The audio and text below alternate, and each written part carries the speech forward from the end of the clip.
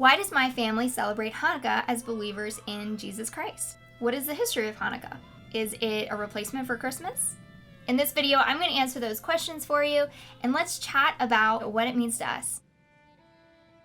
This is Faith in Everyday, where I talk about how my family lives out our faith in our everyday lives, and I hope that this encourages you to do the same. This week is Hanukkah, and our family has been celebrating these last few nights, and by the time that you see this video, Hanukkah will be close to over, but I wanted to go into why our family has decided to celebrate Hanukkah and what the history it is, and answer that question that we often get is it a replacement for Christmas? Because our family doesn't celebrate Christmas.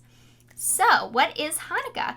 Well, Hanukkah is 8 nights. It is the festival of dedication, and it commemorates the event that happened back before Jesus was ever born. And this is after Malachi, so it was after what we have in our Old Testament, and it's in between. It's in that kind of inner period between Malachi and Matthew when Jesus is born. Why is this holiday so important?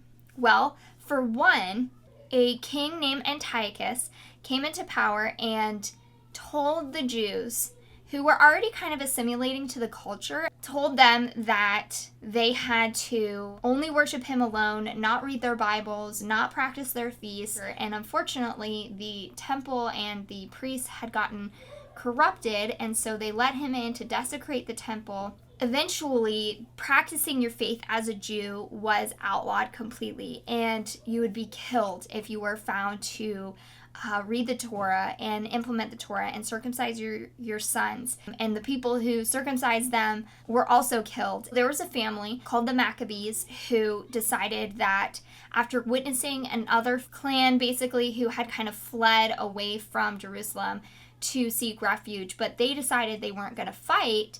And so that family was killed. So the Maccabees, after seeing this, said, we are not going to die. We are going to fight for our ability to be able to worship God, and we're only going to worship God. We are not going to worship Antiochus, who went into the temple and declared that he was God and demanded worship. And he desecrated the temple. He sacrificed a pig on the altar, which, if you have read the Torah, is an unclean animal.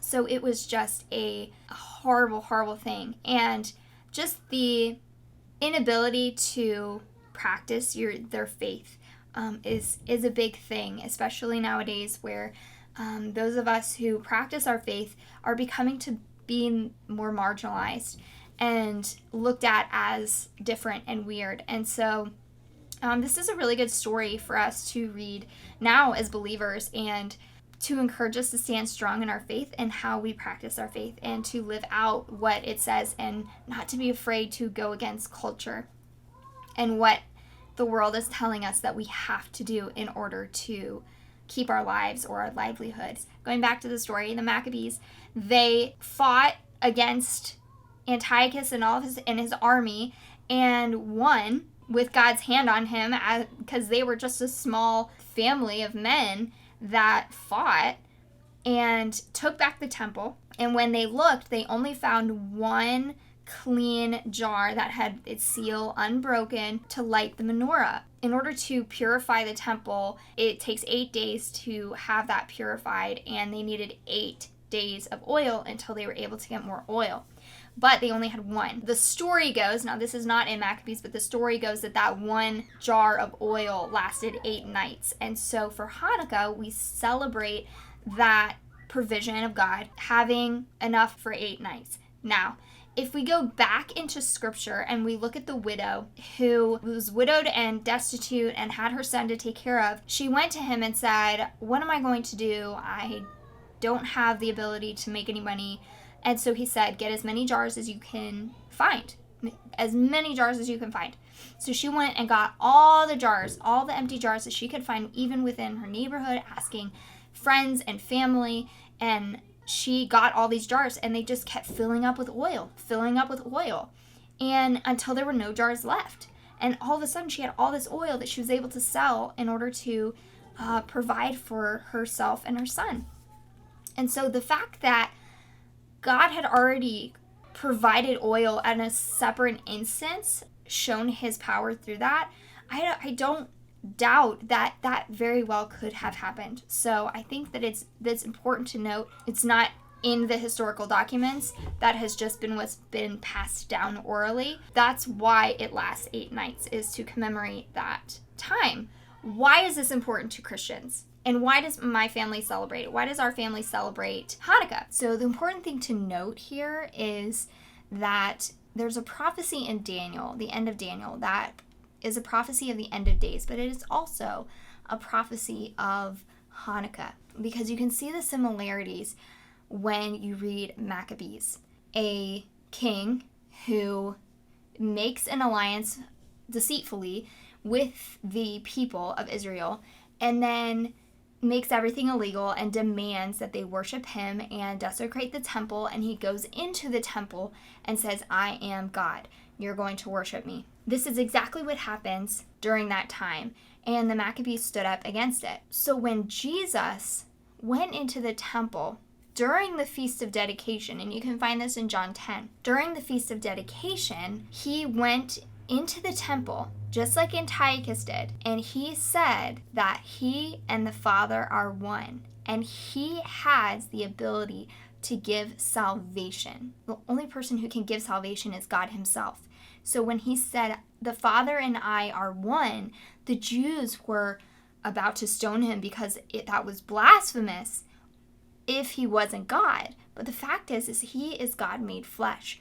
And so because of that, he was truly saying, I am God in the temple. What happened over Hanukkah, which was only a couple of hundred years before Jesus was born, was very fresh in Israel's mind. So when he went into the temple and he said these things, said that I can give salvation and the Father and I are one, most likely is why they reacted in such a strong manner, because of the fact that they had experienced that and they'd been celebrating the Feast of Dedication since that point to remember that so they wouldn't forget. So they said, absolutely, this is blasphemy. Well, what Jesus said in response was what? He said, look at my works. He'd been making the lame walk. He had healed of leprosy. He had, raised from the dead. But he can go into the temple and say, I am God, worship me. But if there is no works that prove it, then of course they shouldn't be believed. But Jesus went into the temple saying, look at what I have done. Look at what I've done. I have done all of these miracles. I have shown you who I am. And they said, tell us plainly. And he said, I've told you plainly. I've shown you through my actions, and yet you do not believe. And so he told them plainly that he and the Father are one, that he is the Messiah, the true Son of God, and they wanted to stone him. And this is the catalyst for finding a reason to crucify him. And so what is the importance of Hanukkah is that Jesus used Hanukkah to dedicate the temple for himself. And as Christians, when we're walking as he walked, we need to remember that what he did at the Feast of Dedication, because he declared that he was the Messiah, plainly, clear as day, and that he could give salvation, and that him and the Father are one. And that is so incredibly powerful. And we have to remember that he is our light in the darkness. He is the light to our path. He has come to bring light and life. And so Hanukkah, celebrating light, celebrating life, and celebrating our ability to practice our faith. And not only that, but it reminds us to stand firm in our faith when everyone around us is telling us to assimilate to the culture.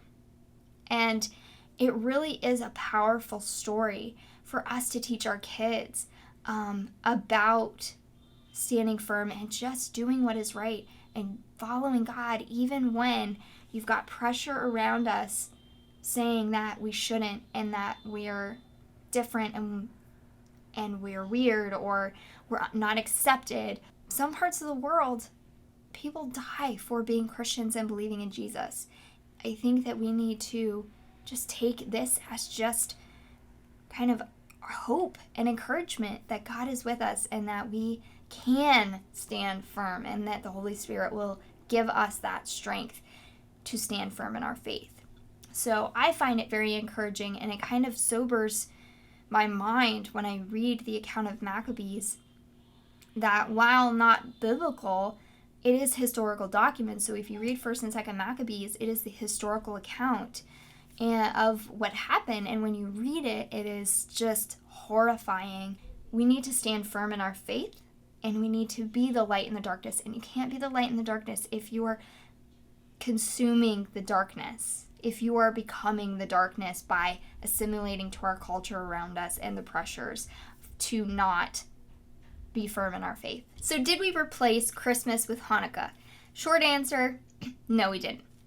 We actually celebrated Christmas with Hanukkah for just a handful of years before we quit Christmas altogether. Now, I'll talk more about why we quit Christmas in a video coming up next week, but when I started learning about Hanukkah and just the reason, it just is just a wonderful time to remember it was practiced by Yeshua himself, and that is the most important thing for me, because I would like to walk the way that Jesus walked, and Jesus was Jewish, and so he practiced all of these feasts. Now, that being said, Hanukkah is actually not a high holy day.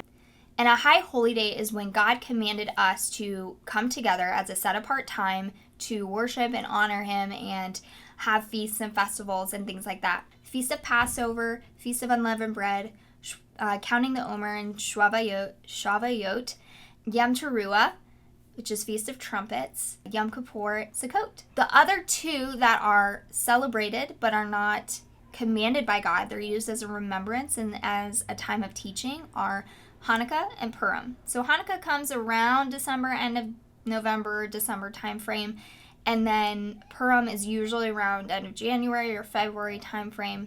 With those are not commanded by God, but they are good to remember and to use to teach our children, which means that we don't need to celebrate it if we don't want to, but our family has chosen to celebrate it as a way to teach our kids about this and just create some family bonding time. So do you need to celebrate Hanukkah? I don't know. It's up to you. I do encourage you to study it. Go and read Daniel. Go and read 1st and 2nd Maccabees, John chapter 1 through chapter 10, mainly in chapter 10 when Yeshua is the one walking around and during the Feast of Dedication. Go and study for yourself and really dive deep into this topic and just discover the richness within it. And it is up to you whether you want to celebrate or not.